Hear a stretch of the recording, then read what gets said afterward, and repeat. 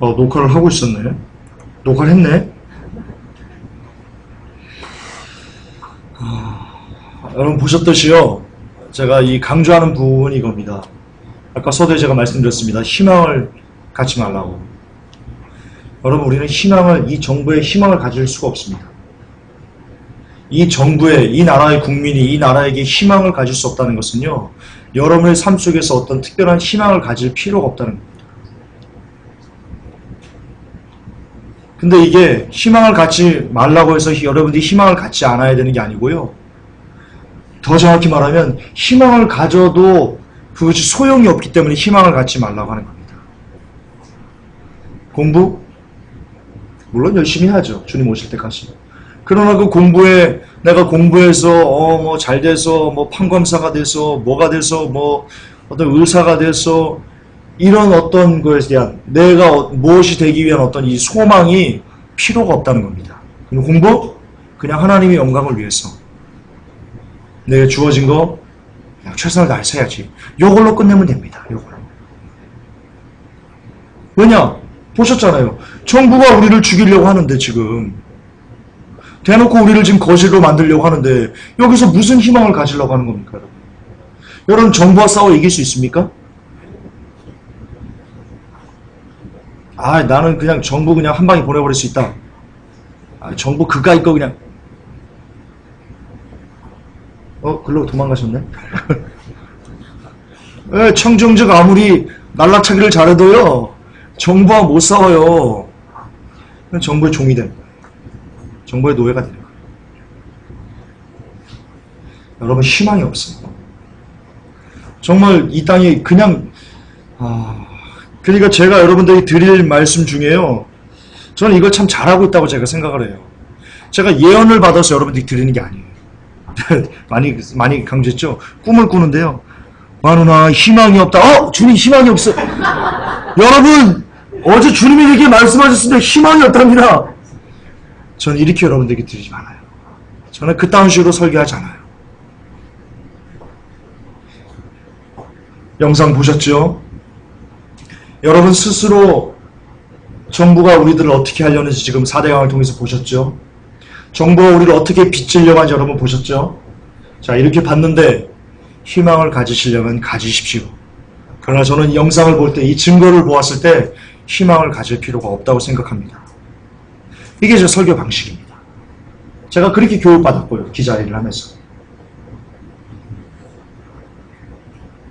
여러분 희망이 없습니다. 믿을 수 있는 것이 없습니다. 정부를 믿어요? 국가를 믿어요? 무슨 국가를 믿어요? 국가 우리를 잡아먹으려고 하는데. 희망은, 크리스천들의 희망은요, 하나님의 나라밖에 없습니다. 왜 제가 기도 말씀하라고 하겠어요? 기도 말씀이 하나님의 나라에 들어가는 시험 공부. 그거기 때문이에요. 그래서 하나님의 나라에 들어가야지만 우리에게 진짜 희망이 우리에게 주어질 것이기 때문이에요. 진짜 희망은, 지금 이 시대의 진짜 희망은 우리가 하나님의 나라에 들어가는 것뿐이에요. 그러려면 기도 말씀을 해야 되는 거예요.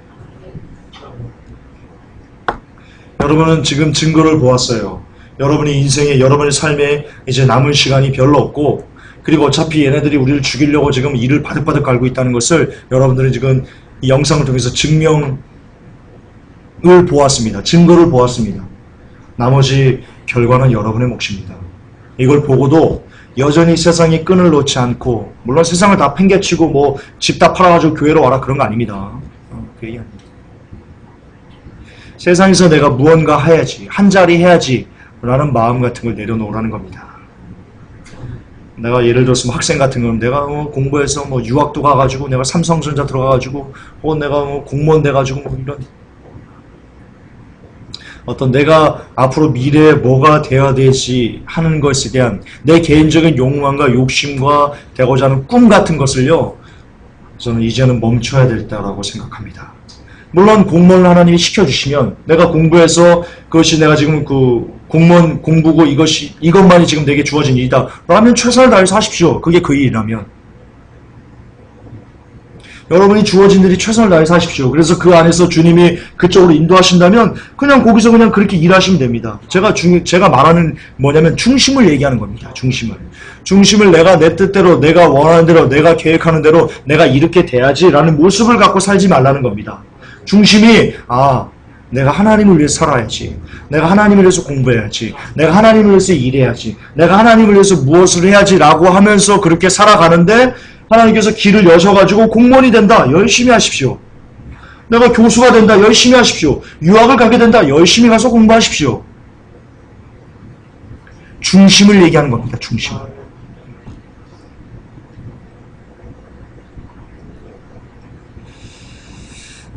제가 다음 주에 마지막 아침 21호에서 따로 별도로 또 자세하게 말씀을 드리겠지만요. 저는 보고 있습니다. 여러분들은 지금 그게 감이 잘 안 오겠지만요. 저는 매일 저 방에서, 저 목양실이라고 써있는 저 방에 들어가서 아침 8시부터 밤 11시까지 기사를 보기 때문에요. 밥 먹는 시간, 기도하는 시간, 잠깐 낮잠 자는 시간 이런 거 좀 빼놓고 그냥 노상 기사를 보기 때문에, 특히 경제 기사를 제가 주로 많이 보기 때문에요. 저는 이 뭔가 잡히는 게 있습니다. 경제가 끝났어. 경제는 절대 회생할 수 없어. 우리는 곧 거지가 돼. 이거를 누가 목에 칼을 두고 와도요, 저는 얘기할 수 있어요. 야, 김전사 그러다 경제 회복 안 되면 어떡할래요? 저를 와서 죽이세요. 저를 와서 죽이세요. 저는 그 정도로 자신이 있어요. 네, 그 정도 자신이 있어요. 경제는 회생을 못해요. 구조적으로 회생할 수 있는 단계를 이미 훌쩍 지나버렸어요.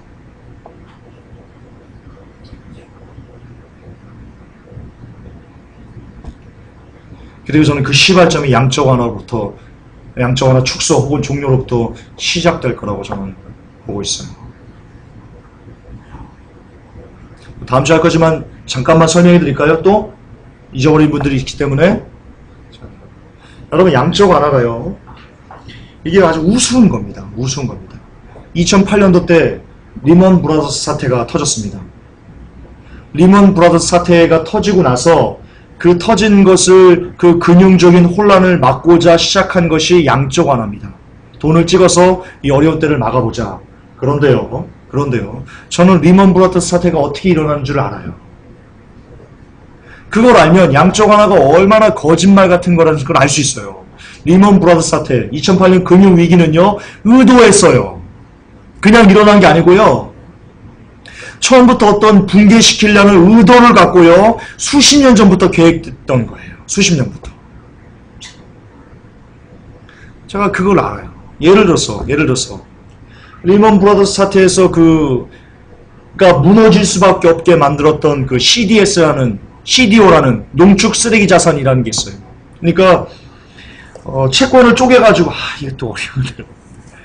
채권을 쪼개가지고서 증권한 거예요. 이게 그냥 한번 제가 설계했으니까 그냥 들으세요. 채권을 쪼개서 증권한 건데요. 이걸로 판매를 하는데 이거를 그냥 판매하면 안 돼요. 이게 기존에 없던 거예요. 경제적으로. 그러니까 이것을 누군가 보증을 서야 돼요. 자, 지금 이 증권회사들 중에 이거를 판매하는 이 사람들이 지금 이 CDO라는 것을, 이 CDS라는 것, 갑자기 생각이 안 나네요. 이것을 파는 것에 대해서 누가 보증을 서줘야 돼요. 이것이 괜찮은 거다. 이거 자산 가치 있다. 사도 해되지 않는다. 라고 하면서 이것을 땅땅땅 트리플 A를 찍어준 그들이 바로 무디스, S&P 이런 사람들이었어요. 다시 말해서 자기들도 알아요. 이게 쓰레기라는 것을. 이거 갖고 있으면 파산한다는 걸 안다고요. 그럼에도 불구하고 이것이 아주 좋은 거야. 이거 돈으로 값어치 있어. 너희들 이거 사면 괜찮아. 전 세계 사람들 이거 사세요. 라고 하면서 찍어준 트리플 A를, 이거 괜찮다. 이거 우량하다. 라고 찍어준 회사가 바로 무디스, S&P라고요. 걔네가 이 CDO, 이런 그 농축 쓰레기 자산, 이것에 트리플 A만 찍지 않았어도요, 리먼 브라더스는 터지지 않았어요. 왜 안 섰을 거니까, 사람들이. 모르는 거래니까, 없던 거래니까요, 이게. 이 채권을 쪼개가지고 증권화 만든 게요, 이게 없던 거래니까요. 생소해요. 생소하니까 안 살 거 아니에요. 근데 무디스와 S&P가 야 이거 사세요. 이거 아주 좋은 겁니다 하면서 트리플 더블을 아주 우량한 거다. 이거 절대 부도 위험이 없다라고 땅땅땅 찍어줘서 그게 날개에 놓친 지 8년 한 겁니다. 전 세계. 이게 리만 브러더스 사태예요. 의도적으로 조작된 거예요. 그 금융을 부수려고. 그리고 지들이 그렇게 의도적으로 금융을 부셔놓고 2008년도에 그리고 서둘러서 돈을 찍어가지고 금융 이 부순 것을 막겠다고요? 여러분 이게 있을 수가 없는 일이라니까요. S&P가 어디에 통제를 받는데요? FRB 통제 받아요. 무디스 FRB 통제 받는다고요. 왜냐 FRB의 그 은행 중에 넘버원이 뉴욕뱅크 은행이에요. 우리가 흔히 말하는 그 모건 체이스, 체스 맨해탄 이런 뭐 얘네들이 이 FRB 우리가 일반 사람들이 알고 있는 미국 중앙은행을 실질적으로 소유하고 있는 애들이라고요. 그거는 사기업이야, 사기업. 미국 FRB는.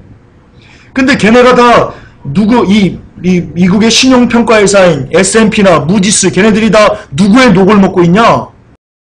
예, 말이 뭐예요? 다 걔네들 체스 맨해탄 그리고 모건 스털리 얘네들에게 종속되어 있단 말입니다.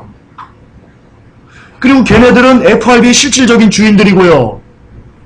다시 말해서 S&P와 무디스는요, 이 걔네들의 나 생각이 나. FRB에게 완전히 종속돼가지고 너희들 이렇게 하면 이렇게 하고 저렇게 하면 저렇게 해라 라는 애들이라고요. 근데 걔네가 이 농축 쓰레기 자산 CDO에다가 트리플 A를 찍었다고요. 판매할 수 있도록. FRB가 몰랐을 것 같아요? 이거 갖다가 트리플 A 찍어가지고 되면 전 세계 망가진다는 거, 경제 망가진다는 거 FRB가 몰랐을 것 같아요? 무디스가 찍을 때? 왜 몰라요? 걔네 쫄병이 찍었는데 가서. 그럼 누가 찍으라고 했겠어요? 무디스와 S&P가 이 CDO라는 쓰레기 자산에 트리플 A를 줄 때 이것을 누가 주라고 결정했겠어요? FRB가 결정을 찍으라고 지금 시킨 거라고요. 그 대가리는 FRB라고요. 근데 그렇게 FRB가 이 CDO로 해가지고 그렇게 2008년대 금융을 완전히 쑥대밭을 만들어 놓고 서둘러 양쪽으로 돈을 찍어가지고 이걸 수혈을 한다고요? 이제 안 망하게 하려고 한다고요? 이해가 되세요? 이해 안 되세요? 이해 안 되시는가 보다. FRB가 처음부터 양적 완화를 하려고 2008년 금융위기를 시작한 거라고요. 결론은. 이게 양적 완화의 진실이에요, 이게. 저는 이걸 본다고, 이거를. 뉴스를 보면서, 화폐전쟁 통해서, 그림자 정부 통해서, 어둠 속에, 이런 여러 가지 식들 통해서, 뉴스하고 맞춰보니까, 성경하고 맞춰보니까 땅을 망하게 하는 자들이 나오고, 아하, 그렇구나. 의도적으로 양적 완화를 하기 위해서, 그래서 2008년을 터뜨렸구나라는 것을 제가 안다고요. 그러니까 이 양적 완화는요, 이게 세계 경제를 완전히 무너뜨리려는 시발점인 거라고, 양적 완화가. 근데 지금 언론은 어떻게 얘기하고 있냐면, 이 양적 완화를 통해서 경제를 일으키려고, 부양하려고 한다라고 얘기를 하고 있다고요, 언론들은. 제가 복장이 터진다고요, 복장이. 거짓말, 새빨간 거짓말인데. 완전 처음부터 새빨간 거짓말. 언론에서요, 지금 현재 경제기사 나오는 거 언론에서요, 사실 말하는 거 거의 없어요, 거의. 몇몇 독립 언론도 빼고는요, 거의 없어요. 제가 보면 코웃음 쳐요. 특히 지금 부동산 살아난다는 기사 보면서요. 이 새끼들. 아이고, 지랄을 하세요. 지랄을 쌈 싸먹으세요. 저 혼자 그래요. 혼자 앉아서 그런다니까 기사 보면서. 아이고, 참. 부동산 살아날 수가 없어요. 여러분, 우리나라 부동산이 살아나면 어떻게 해야 돼요? 부동산이 살아나는 조건이 있어요. 이건 필수 조건이에요. 인구가 많아져야 돼요. 그리고 이 사람들의 부동산을 살 수 있을 만한, 집을 살 수 있을 만한 그 돈이 많아져야 돼요. 그래야지. 이게 없으면 부동산은 절대로 오를 수가 없어요. 올라서도 안 돼요. 이럼에도 불구하고 부동산이 오른다. 그건 거품이에요. 다 거짓말이에요. 다 거짓말이에요. 언젠가는 터져요. 우리나라 보세요. 인구 계속 줄어요. 계속 줄어. 그렇다고 돈 늘어요? 여기 나 살림살이가 좀 나아진다. 날이 갈수록 나아진다. 날이 갈수록 살림살이 나아져요. 아무도 없죠? 아무도 없죠. 우리나라의 살림살이는요, 글로벌 경제가 살아나야지만 살아나는 거예요. 구조가 그래요. 글로벌 경제가 살지 않은 상황에서 우리나라 경제가 살아난다? 있을 수가 없어요, 우리나라는. 왜냐? 낼 수가 없거든요, 우리나라는. 내수로 돈을 벌 수 있으면 기반 자립이 아예 안 돼 있거든요, 우리나라는. 오직 수출 주도형, 오직 수입해서 수출해서 먹고 사는 걸로 돈을 뻥튀기 해야지만 살 수 있는 나라고. 따라서 수출하려면 다른 나라에 팔아야 될 거 아니에요, 다른 나라에. 다른 나라에 팔려면 아니 글로벌 경제가 살아나야 될 거 아니에요, 글로벌 경제가. 글로벌 경제가 이렇게 죽을 쓰고 있는데, 그리고 미국은 양적 완화라는 쇼를 갖고 해가지고 지금 경제를 지금 완전히 파산으로 지금 내려고 준비를 하고 있는데, 우리나라의 살림살이가 어떻게 나아지겠어요? 우리나라 경제가 어떻게 회복하겠냐고요? 지금 칼을 갈고 있는데 지금. 더군다나 일본하고 우리나라하고 경제 연동률이요 50% 60% 이래요. 일본 경제 무너지면 우리나라 그냥 무너져요.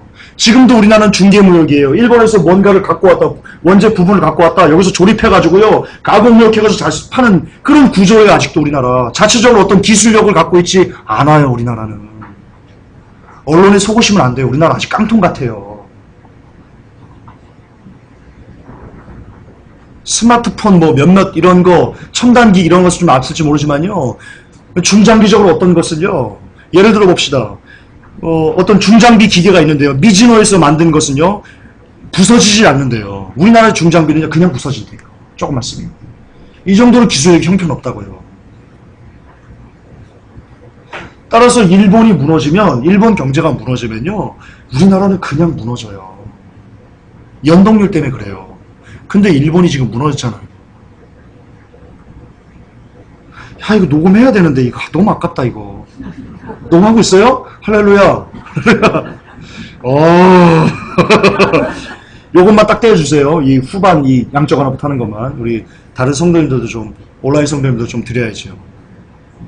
어디까지 얘기했더라? 말써봐. 예, 일본 그렇게 된다고요. 완전 무너진다고요. 근데 여러분 아시겠지만, 일본 지금 원전, 애들 오줌에서 세수이 검출돼요. 70%가 넘게, 80%가 넘게. 일본이 끝났다는 거예요. 여기가 후쿠시마예요. 후쿠시마에서 1000km 떨어진 무슨 현이 있어요. 이름이 생각이 안 나요. 이바라키는 아니에요. 무바라키 아니에요. 요바라키 아니에요. 뭔지 모르겠어요. 그 현이 있는데 1000km가 떨어졌어요. 거기 생산해서 세슘이 검출되고 있어요. 일본 전역이 세슘으로 덮쳐버린, 방사능으로 덮쳐버린 거. 무슨 말이냐? 일본이 수출이 안 되는 거예요. 그리고 일본 자체로 죽어버리는 거. 여러분, 일본이 국가 재정 격자가요, 세계 넘버원이에요. 엄청 빚 많아요. 물론 자국민들이 빚을 다, 은행 빚을 갖고 있어요. 그나마. 하지만 그 많은 빚에도 불구하고 일본이 무너지지 않고 있는 단 하나의 이유는요, 제조업으로 수출해가지고 돈 벌어가지고 그나마 유지하고 있는 거예요. 근데 그 수출이 지금 막히고 있어요. 방사능 때문에. 계속 떨어지고 있어요. 즉, 일본 경제가 곧 있으면 터질 거라는 거예요. 폭발할 거라는 거예요. 일본이 그걸 알아요. 왜 모르겠어요? 일개 지금 전조사도 아는데 그걸 왜 모르겠어요? 경제 전문가들이. 야, 일본 이대로 가다가 안 됩니다. 아베 총리요. 이거 어떻게 됩니까? 보고서 안 올렸겠어요? 그러니까 아베가 지금 궁극주의 하는 거예요. 쳐들어오려고. 아베와 일본 그 윗대가리들은요, 지금 일본이 어떻게 된다는 걸 다 알아요. 다 알아요. 곧 있으면 망할 거라는 걸 다 알아요. 그래서 침략하려고 쳐들어오려고 그렇게 기를 쓰고 지금 작업을 하는 거예요. 살려고. 걔는 어떻게 보면 불쌍한 애들이에요. 지금 몸부림치는 거예요. 살려고. 그게 곧 일어나요. 곧 일어나요. 그 부채가 곧 터진다고, 일본이. 우리나라 경제는 그냥 아작나는 거예요. 우리나라 경제는 그냥 아작나는 거예요. 지금 가뜩이나 우리나라 국민들 1,000조가 넘어요. 국민 부채. 정부 부채 2,000조, 3,000조 이래요. 지자체까지 합쳐서. 기업들 부채? 기업도 장난 아니에요. 정부, 기업, 국민 트리플 더블이에요. 트리플 더블. 경제가 안 좋은 게. 이런 상황에서 양적 완화가 축소하면서 미국의 금리가 오른다면 끝나는 거예요. 가게도 끝나는 거고요. 기업도 끝나는 거고요. 정부도 끝나는 거예요. 지금 장난이 아니니까요, 지금. 여러분들은 참, 제가 말 이렇게 막 웃는 것 같죠? 저는 속으로 웃으면서도요, 참. 왜 경제를 제가 이게 아니까, 이게 자꾸 잘한 채로 듣지 않았으면 좋겠는데. 매일 하는 짓이 그거니까, 제가 여기서 매일 하는 짓이. 자, 이제 요것만 말씀드리고 마무리하겠습니다.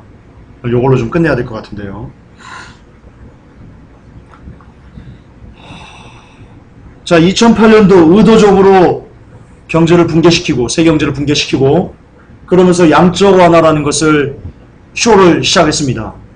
일부러 양적 완화라는 것을 쇼하기 위해서 의도적으로 2008년을 붕괴했다고 제가 말씀드렸죠. 이거는 뭐 그냥 팩트입니다. 이거는 유추할 필요가 없습니다. 팩트입니다. 왜냐면 그 대가리가 그 대가리니까.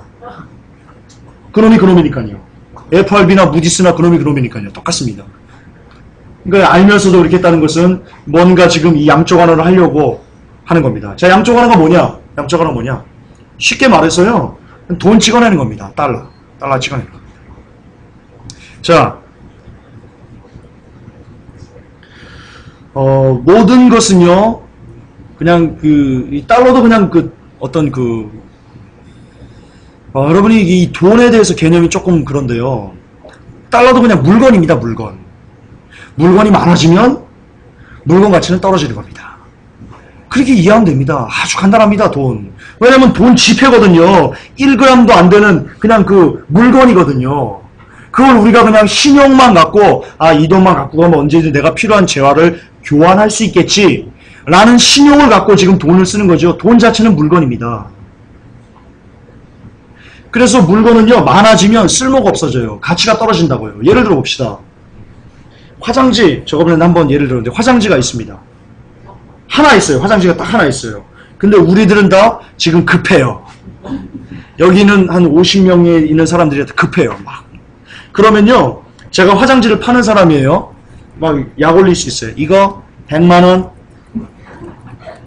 경매 붙는 거예요. 나 1,000만원! 그럼 저기서 더 급한 분, 야, 나 2,000만원 내가 다 털어줄게! 일단 각오해야 될 거 아니에요. 경매 한번 해볼까요? 지금 화장실이기다. 한번 해볼까요? 그런 식으로 원하는 사람은 많은데 이 수요는 적으면요, 이 물건 값은요 오를 수밖에 없는 겁니다. 그게 원리입니다. 이건 아주 그냥 기초 상식입니다. 근데 반면에 여러분이 다 화장실을 별로 가고 싶지 않아요. 그냥 우리 최 작가님은 화장실을 가고 싶어요. 큰 거는. 근데 화장지는요 100만 개가 있어요. 제가 최 작가님한테 파는 거예요. 최 작가님 100만원. 저 딱이 맞습니다. 딱이 맞습니다. 야, 네가 전도사야? 네가 이런 거짓 사꾼 같은 이라고. 그런 겁니다. 그런 겁니다. 지금 이 달러가요, 어떤 수요와 공급에서 어떤 적정량 이상을 초과해가지고요, 몇십 배, 몇만 배, 몇백만 배가 지금 초과로 지금 발행이 된 겁니다. 양적 완화 때문에.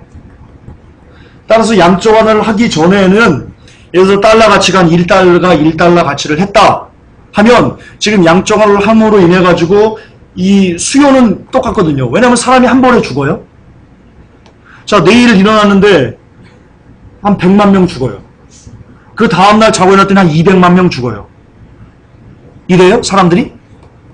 아니잖아요. 우리만 봐도 다음 주에 뭐 특별한 이유 없으면 다시 올까? 여기 다음 주에 나 죽는다. 이거 없잖아요. 물론 주님이 언제 오실지는 모르지만 어쨌든 기본적으로 상식적으로 우리가 다음 주에 이 모습 그대로 보잖아요. 다시 말해서 수요는 그대로란 말입니다. 달러를 필요로 하고 달러를 써야 되는 수요는 고정되어 있어요. 크게 변하지가 않아요. 근데 공급은 양적 완화로 이따 막 뿌린 거예요. 와, 자 가져라! 자 달러 가져라! 그러면 달러 가치가 어떻게 되겠어요? 개똥이 되는 겁니다. 개똥. 그게 양적 완화입니다. 그게 양적 완화입니다. 따라서 양적 완화를 통해서요. 지금 달러 가치는요. 개똥이 되어 있습니다. 개똥. 달러 가치가 개똥이 되면요. 문제가 있어요. 문제가 있어요. 무슨 문제가 있냐면 미국이 어쨌든 이 달러를 통해서 어떤 이 국가를 끌어가야 될 거 아니에요. 국가를. 여러분 국가를 끌어가는 데 있어서 국가를 운영하는 데 있어서 뭐 공무원들 뭐 월급도 주고 무슨 다리도 놓고 뭐 의료보험도 하고 뭐 이런 어떤 국가적인 차원의 일을 해야 될 거 아닙니까? 그것을 끌어가는 데 있어서 재원을 마련해야 됩니다. 국가의 예산을 마련해야 됩니다. 국가의 예산을 마련할 수 있는 두 가지 큰 틀이요. 하나는 세금을 걷습니다. 그리고 또 하나는요. 하나는 세금을 걷거나 또 하나는 국채를 발행하는 겁니다. 다시 말해서 야 우리 돈 좀 빌려도 라고 하면서 그 전 세계 시장에 가서요. 돈을 꾸어오는 겁니다.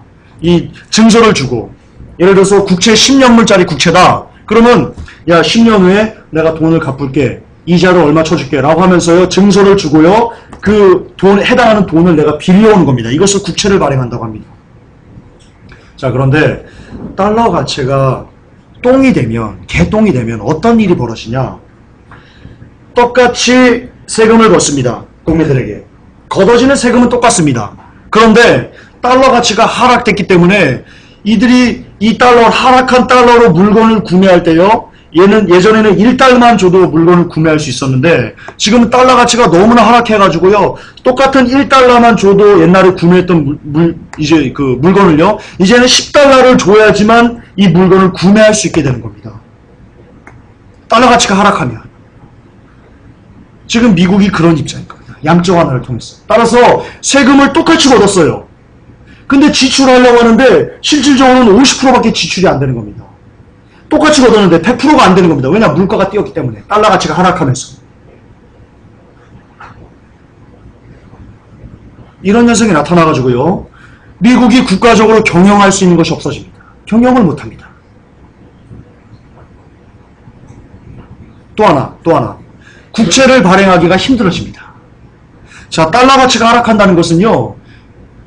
구매력이 떨어진다는 거예요. 다시 말해서 내가 예전에 이 국채를 사가지고 한 10달러를 내 주머니에 있었어요. 근데 10달러를 갖고 있는데 이 10달러의 가치가 떨어졌기 때문에 내가 어떤 물건을 사는데 예전에는 10달러만 줘도 내가 물건을 살 수 있었는데요. 이제 10달러 갖고 안 돼요. 상대방이 야 10달러? 야 니네 달러 가치 떨어져서 안 돼. 한 20달러 내야 되겠어? 라고 하면서 더 많은 돈을 요구한단 말입니다. 무슨 말이냐? 달러 국채를 사는 거에 대해서 내가 돈을 빌리는 거에 대해서 이제 리스크가 위험이 생기는 거예요. 위험이. 예전에는 달러를 그냥 믿고 샀어요. 믿고. 근데 이 가치가 떨어짐으로 인해 가지고 야 내가 뭘 믿고 네 국채를 사주냐 이래버리는 겁니다. 다른 사람들이 미국 달러를 살 때. 그래서 금리를 더 많이 주라고 요구를 하는 겁니다. 야 너 예전에는 안전해가지고 내가 금리를 5%만 받았는데 예를 들어서요. 너 지금 보니까 지금 양적 완화 해가지고 달러 너무 많이 찍어냈어. 필요 이상으로. 그래서 지금 달러 가치가 똥이 됐어. 내가 이거 지금 이 달러 이거 내가 사면 10년물짜리 이거 사면 야 잘하면 이거 부도날 수도 있겠어. 가치가 너무 떨어졌어. 그러니까 이거 위험해. 대신 그래도 내가 사주긴 할게. 대신 금리를 좀 더 많이 이자를 좀 더 많이 줘. 예전에 원래 작년에 내가 5% 내가 5% 받는다고 그랬니? 이제 안 되겠어. 나 수익이 안 맞아. 한 10% 내놔. 라고 하면서 이렇게 달러 국채를 발행할 때요. 그 사람들이요. 이자를 더 많이 요구합니다. 이게 국채금리가 올라가는 겁니다. 미국 국채금리가. 이렇게 국채금리가 올라가면 미국의 10년물 국채금리의 모든 전 세계의 금리가 연동되어 있는데 특히 우리나라는 더 그런데 미국 10년물짜리의 그 국채금리가 올라가면 예를 들어서 5%에서 한 10%로 올라가 버린다. 그러면 우리나라도요. 한국은행도요.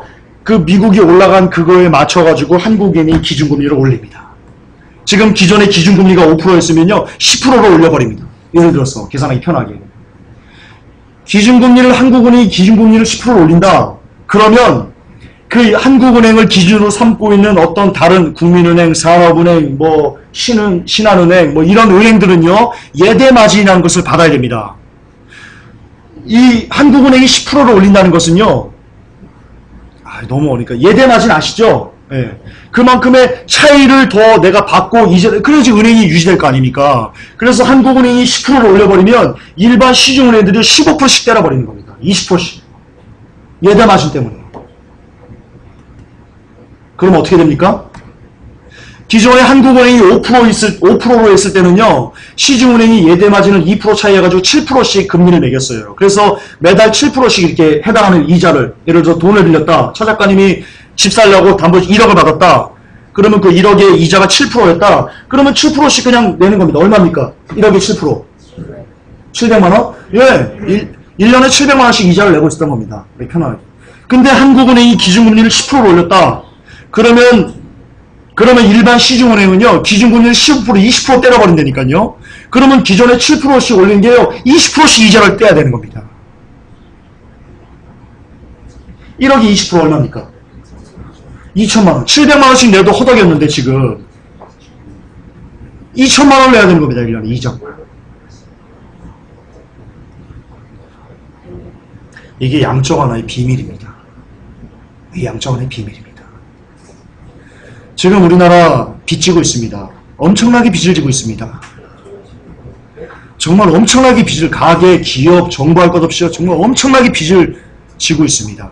그런데 지금 이 빚을 갚는 데만 해도요 허덕이고 있습니다. 특히 우리 기업들은요 회사채를 발행하지 않으면 빚을 갚을 수가 없습니다.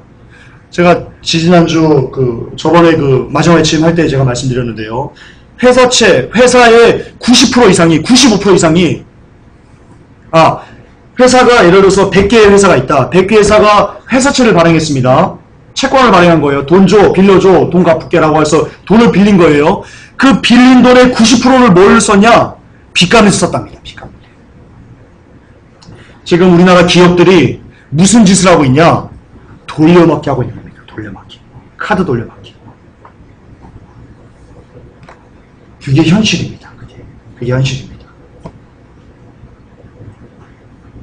카드 돌려막기 하고 있어요. 그런데 지금 카드 돌려막기 하면서 정말 근근히 살아가고 있는데 여기에 양적 완화, 미국에서 양적 완화 축소가 되면서 금리가 오르면, 금리 양적 완화 축소면 반드시 오릅니다. 이거는 사람이면 죽는다라는 것과 똑같은 겁니다. 특별한 설명이 필요가 없습니다. 양적 완화 종료하면 반드시 금리가 오릅니다. 왜냐면 이것도 말씀드릴게요. 왜 금리가 오르냐면 지금 현재 FRB가 양적 완화를 해서 뭘 사주고 있냐? 그러니까 달러를 찍어내서 뭘 하고 있냐? 미국의 국채를 사주고 있습니다. 미국의 국채를 사주고 미국에게 달러를 주고 있는 겁니다. 미국 정부에게, FRB가. 미국 중앙은행이라는 곳이 그 일을 하고 있습니다. 근데 양적 완화를 축소한다는 것은요, 더 이상 사람들이 이 미국의 국채를 안 사준다는 겁니다. 미국의 국채를 안 사줘요. FRB가 안 사줘요. 지금 미국 국채가 예를 들어서 미국 국채 발행량이 100이다. 그러면 60%를 미 연준이 사주고 있어요. 미 연준이 미국 국채를 안 사주면 미국 국채는 그냥 터져버려요. 그냥 폭발해버려요. 아무도 안 사는 거예요. 미국 국채를. 연준이 안 사면. 근데 양적 완화 종료가 뭐냐? 양적 완화 축소가 뭐냐? 이 미국 국채를 안 사겠다는 거예요. 이 미국 국채를 줄이겠다는 거예요. 그러면 미국 국채는 갈수록 더 값어치가 없기 때문에 더 위험성이 높아지기 때문에 수요가 없으니까요. 돈을 빌릴 때요. 더 많은 이자를 낼 수밖에 없는 거예요. 옛날에는 국민은행 가서 미국이 대출 받을 수 있었는데요. 지금은 산와 이런 데 가야 되는 거예요. 러시안 이런 데 가는 거예요. 따라서 양적 완화를 축소하거나 양적 완화를 종료하면 그러면 반드시 미국 국채는 금리는 오릅니다. 그리고 미국 금리가 오르면 한국은행의 기준금리가 오릅니다. 한국은행의 기준금리가 오르면 시중은행들의 금리가 오릅니다. 그러면 가뜩이나 이자 내는데도 버거운 우리들은 이자 폭탄에 치여서 하우스포들은 모두 다 경매로 날려버릴 것이며, 기업들은 부도를 싸그리 맞을 것이며, 정부도 지자체도 다 부도를 맞을 것입니다. 따라서 한국은요 그냥 쪽박 차게 될 겁니다. 제가 이 메커니즘을 알기 때문에 여러분들에게 제가 거지된다고 자신있게 말씀드린 겁니다. 아주 자신있게 말씀드릴 수 있습니다. 여러분 곧 거지됩니다. 곧 거지됩니다. 이렇게 희망이 없는 이 시대, 왜 제가 기도 말씀을 강조하겠습니까? 기도 말씀만이 희망이거든요. 예수님 말이 희망이거든요. 거지되는데 어디 가려고요? 저 찾아오지 마세요. 저는 더 없어요. 저 통장에 200만 원도 없어요 지금. 저 회복계는 늘 200만 원으로 맞춥니다. 늘. 왜냐면 그래야지 변질되지 않을 것 같아가지고 늘 잔고를 200만 원 수준으로 맞춰놓습니다. 네. 저 찾아오시면 안 돼요. 전사님 배고파요. 나는 빼짝거나 있을 거야. 나는 빼짝거나 있어가지고 집사님, 집사님, 나 배고파요. 네, 그럴 겁니다. 그러니까 날 찾아오시면 안 됩니다. 그러니까 지금부터라도 주님이 여러분들을 불러주실 수 있도록 기도 말씀하셔야 되는 겁니다. 이제 곧 경제가 무너집니다. 곧 무너집니다. 저는 이번에 양적 완화를 축소한다고 하길래요. 솔직히요, 개인적으로 야, 때가 다 됐나 보다. 이제 큰일 났다. 이제 뭐 먹고 사나. 이런 걱정을 조금 하긴 했더랬습니다. 근데 다행히 WCC가 우리를 막아주고 있습니다. 아주 감사합니다. WCC 때문에 우리 아직 거지되는 걸 조금 늦춘 겁니다. 감사하시기 바랍시오. WCC가 아니었으면 얘네는 양적 완화 축소를 시작했을 겁니다. 그러면 경제는요 그냥 기하급수적으로 붕괴가 일어났을 겁니다. 그러나 얘네들이 WCC를 앞두고 WCC를 성대하게 치러야 되기 때문에 여전히 그 마약을 아직 끊지 않고 우리에게 주입하고 있는 것 뿐입니다.